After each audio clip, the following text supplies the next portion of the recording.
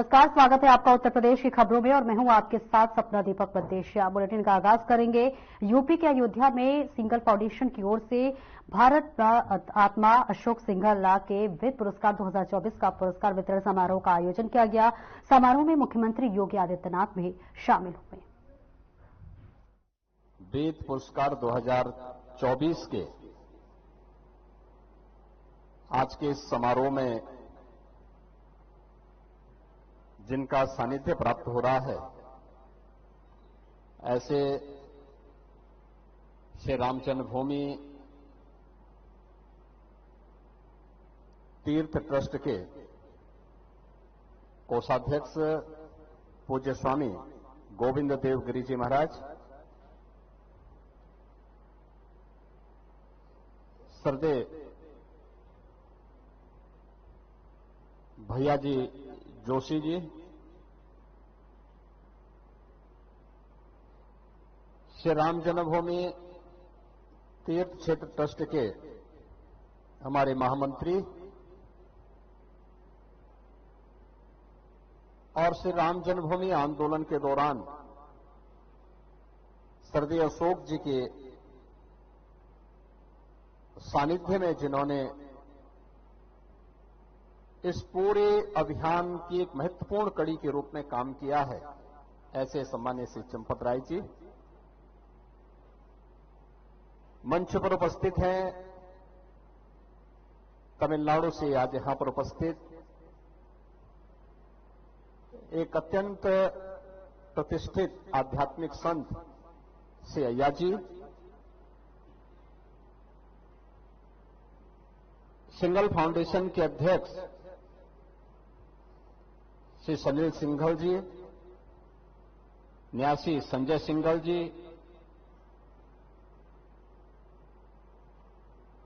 निर्णायक समिति के सदस्यगण,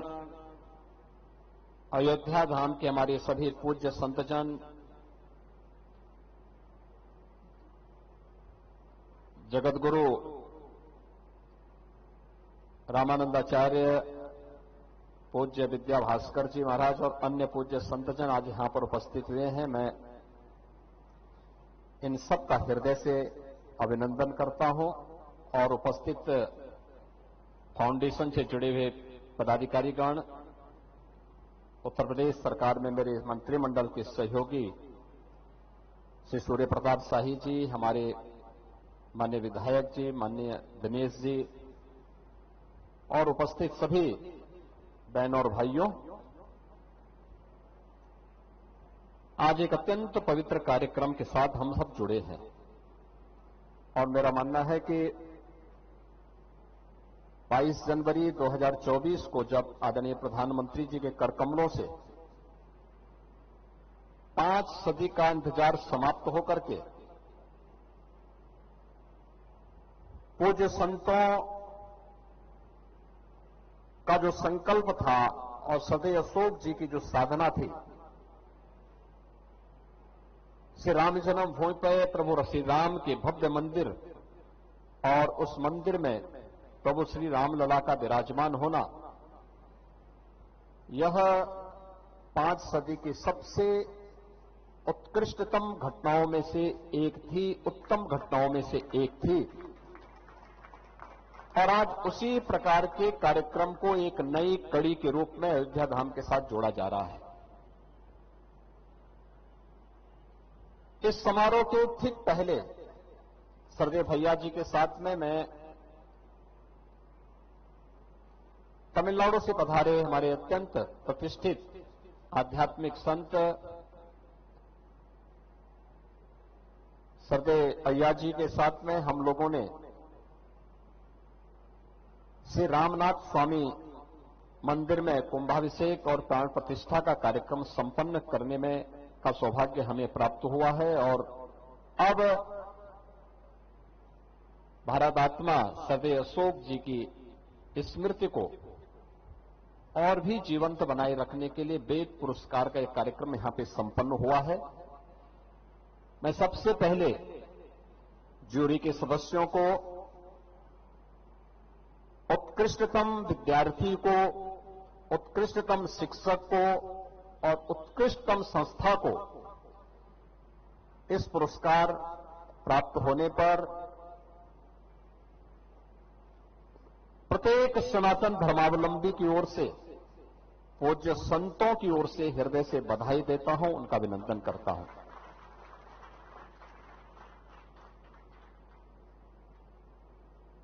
हम सब जानते हैं कि वेदो अखिलो विश्वमूलम का जो उद्घोष है, यह केवल एक उद्घोष नहीं है। अखिल विश्व के धर्म का कोई मूल है तो वह हमारा वेद है। और वेद के इस महत्व को किसी ने समझा था, किसी ने उसको अपने जीवन में अक्षरशः उतारने का कार्य किया था, तो सर्वे अशोक जी उसके एक प्रमुख मूर्तिमान नक्षत्र हम सब के सामने थे।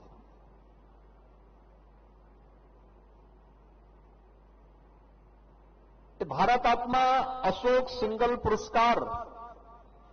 उत्कृष्ट वेद विद्यार्थी को, शिक्षक को, संस्था को प्राप्त हो रहा है और पहली बार अयोध्या धाम में पुरस्कार दिया जा रहा है। और अयोध्या धाम में भी सरदेव अशोक जी की कर्म साधना की स्थली में दिया जा रहा है। इससे उत्तम दूसरा स्थान हो ही नहीं सकता इस पुरस्कार के लिए। सरदेव अशोक जी के बारे में हर व्यक्ति जानता है कि वह काशी हिंदू विश्वविद्यालय में, वहां से उन्होंने इंजीनियरिंग की डिग्री ली थी और जब ये डिग्री दुर्लभ होती थी तब ली थी, लेकिन जीवन उनका समर्पित था सनातन धर्म के लिए, क्योंकि उन्हें मालूम था कि दुनिया का एक ही धर्म है, वह है सनातन धर्म। सनातन धर्म सुरक्षित रहेगा और समृद्धि के पथ पर अग्रसर होगा तो विश्व मानवता के कल्याण का मार्ग प्रशस्त होगा। अगर सनातन धर्म खतरे में पड़ेगा तो विश्व मानवता का जीवन ही खतरे में पड़ जाएगा। और इसलिए उन्होंने अपना पूरा जीवन पूरी तरह सनातन धर्म के लिए समर्पित किया था और उसका माध्यम उन्होंने बनाया था राष्ट्रीय स्वयंसेवक संघ को। राष्ट्रीय स्वयंसेवक संघ के एक स्वयंसेवक के रूप में, एक प्रचारक के रूप में, विश्व हिंदू परिषद के महामंत्री के रूप में, अंतर्राष्ट्रीय कार्याध्यक्ष के रूप में और राम जन्मभूमि आंदोलन और अशोक सिंघल जी एक दूसरे के पूरक सी बन गए थे। सोते जागते उड़ते बैठते एक ही ध्येय, एक ही मूल्य, एक ही मुद्दे के लेकर के वे कार्य करते थे कि जैसे भी हो हमें राम जन्मभूमि फिर से लेकर के रहना है और इसके लिए जो भी माध्यम हो सकते हैं, और शांति का हो या क्रांति का हो, सनातन धर्म को मजबूती प्रदान करने के लिए वेद विद्यालयों की स्थापना हो या सुदूर जनजातीय क्षेत्रों में एकल विद्यालयों की स्थापना का कार्य, पूज्य संतों का सानिध्य लेकर के हर मत पंथ संप्रदाय से जुड़े हुए उत्तर से दक्षिण, पूरब से पश्चिम सभी पूज्य संतों को एक मंच पर लाने का कार्य हो, या फिर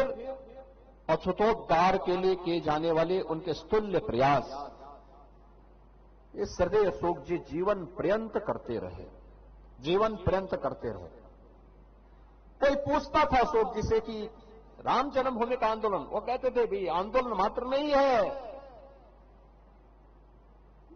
ये वेद विद्यालय की स्थापना या एकल विद्यालय की स्थापना का जो हमारा कार्यक्रम है यह भी इस आंदोलन का हिस्सा है। और उनसे जब कोई पूछता था तो एक ही बात कहते थे, भारतस्य प्रतिष्ठे द्वे संस्कृतः संस्कृतिस्तथा।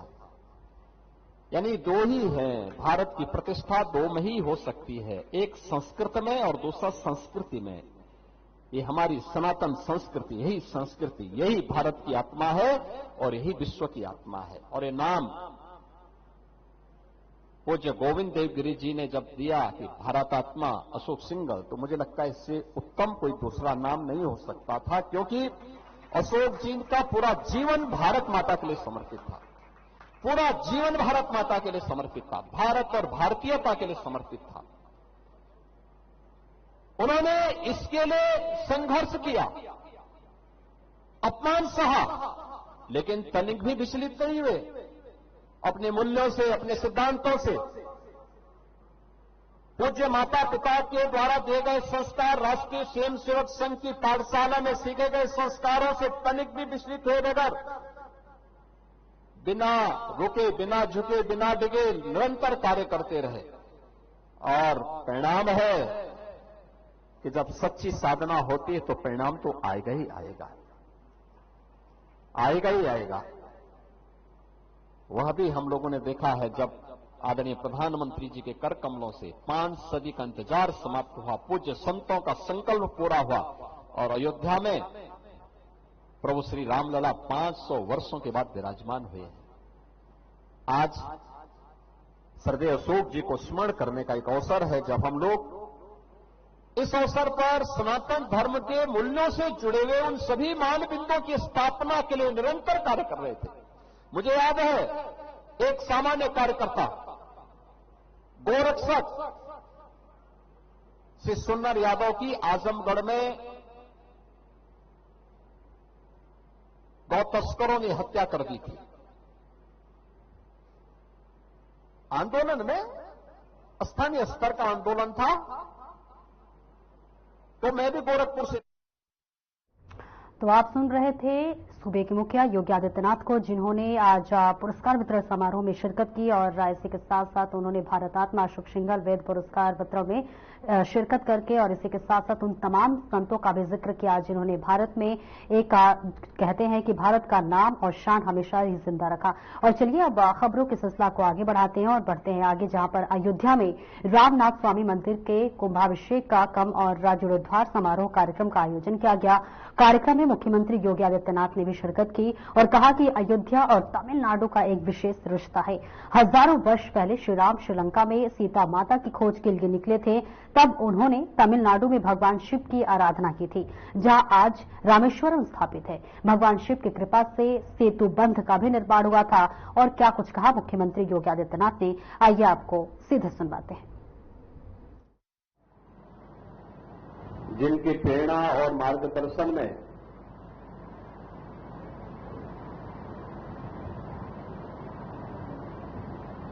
हम सबको आज यहां पर उपस्थित होने का अवसर प्राप्त हुआ है, ऐसे राष्ट्रीय स्वयंसेवक संघ के पूर्व सरकारवाह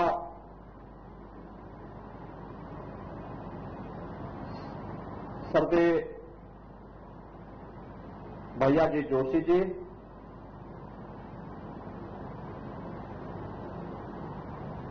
great spiritual Saint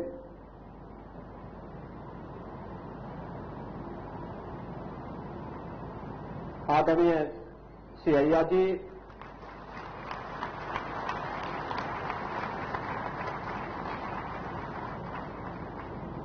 Uttar Pradesh सरकार में मंत्रिमंडल के मेरे सहयोगी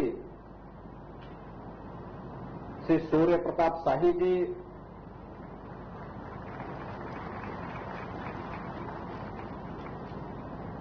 विश्व हिंदू परिषद के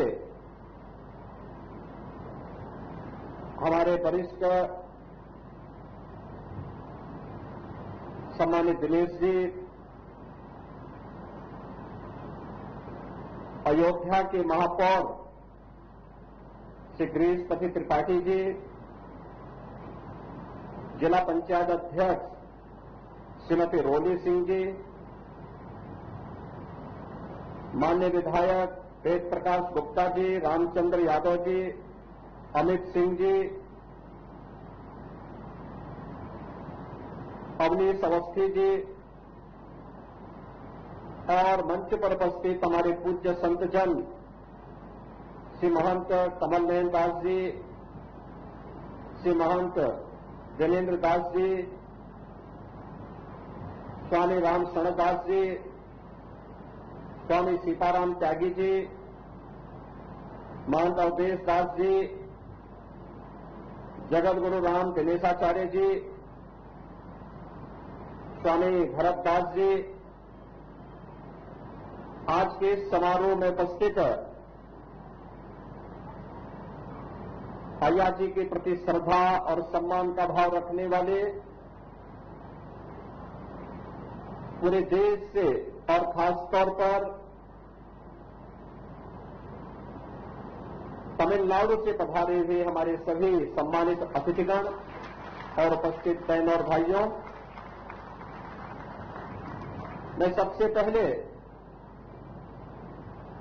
अयोध्या धाम में श्री रामनाथ स्वामी मंदिर की स्थापना का संकल्प लेने वाले हमारे ग्रेट स्पिरिचुअल सेंट अय्या जी को हृदय से अभिनंदन करता हूं, स्वागत करता हूं। विश्व हिंदू परिषद के अपने महामंत्री सम्मान्य चंपत राय जी को, गोपाल जी को और अन्य पदाधिकारियों को कि प्रभु के भव्य मंदिर निर्माण के कार्य के पूर्व श्री रामनाथ स्वामी का विराजमान होना और उनकी कार्यशाला में विराजमान होना यह अत्यंत आनंद का क्षण है। मैं इसके लिए उन्हें भी हृदय से अभिनंदन करता हूं। अयोध्या धाम और तमिलनाडु का एक विशेष रिश्ता है, यानी अगर इसको कहें तो उत्तर प्रदेश और तमिलनाडु का ये प्रगाढ़ रिश्ता आज से नहीं हजारों वर्षों की एक परंपरा है। हजारों वर्ष पहले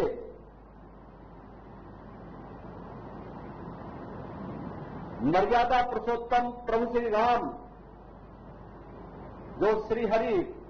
विष्णु जी के एक अवतार थे,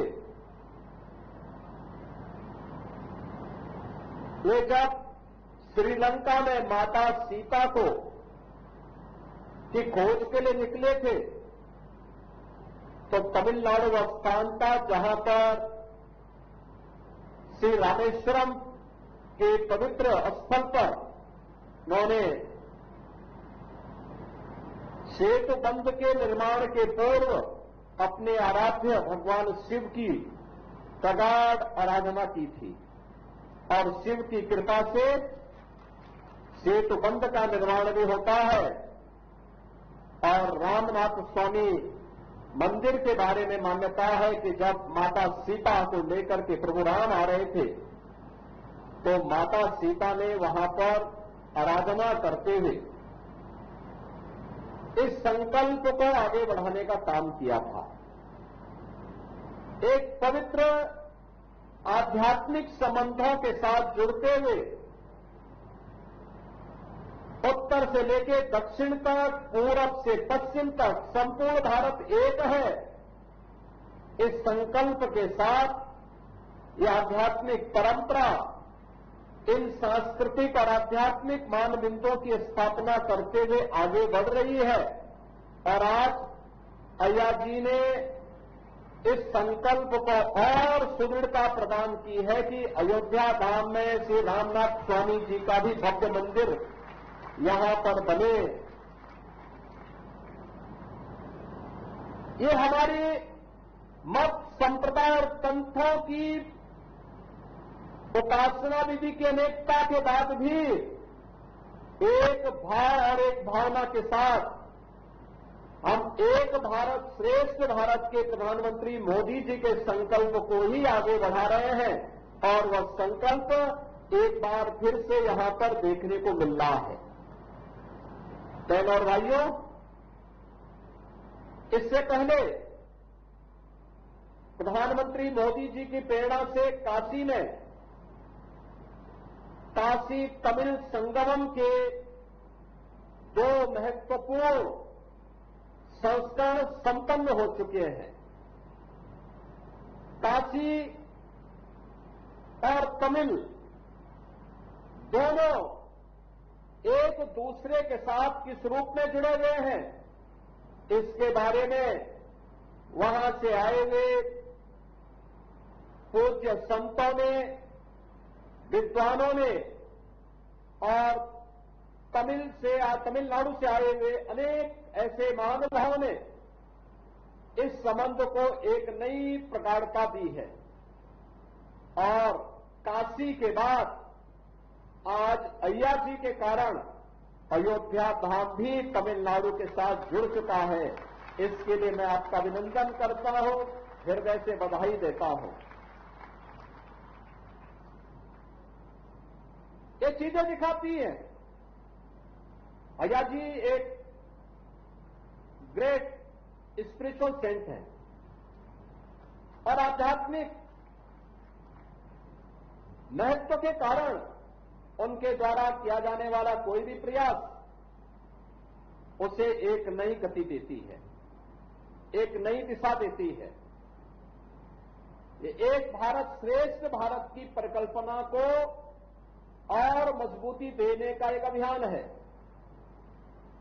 बहनों और भाइयों, ये कार्यक्रम हमारे लिए महत्वपूर्ण इसलिए हो जाता है, एक तरफ हमारे संतों के द्वारा, राष्ट्रीय स्वयंसेवक संघ के द्वारा, विश्व हिंदू परिषद के द्वारा पूरे भारत को जोड़ने का कार्य किया जा रहा है और वहीं दूसरी तरफ अपने राजनीतिक संकीर्णताओं में फंसे हुए कुछ लोगों के द्वारा जब जाति, मत और मजहब के आधार पर समाज को बांटने की कुत्सित चेष्टा की जा रही हो, उन स्थितियों में हमारे लिए श्री रामनाथ स्वामी जी का यह मंदिर, आज का ये कुंभाभिषेक और प्राण प्रतिष्ठा का समारोह एक नई प्रेरणा हो सकता है, एक नई दिशा देने वाला हो सकता है और इससे प्रेरित होकर के हम सब फिर से एक भारत श्रेष्ठ भारत की इस परिकल्पना को साकार करने के लिए अपना प्राणपण से कार्यक्रम को आगे बढ़ाएंगे। इस विश्वास के साथ आज हम सब यहां पर एकत्र हुए हैं। मैं अभिनंदन करूंगा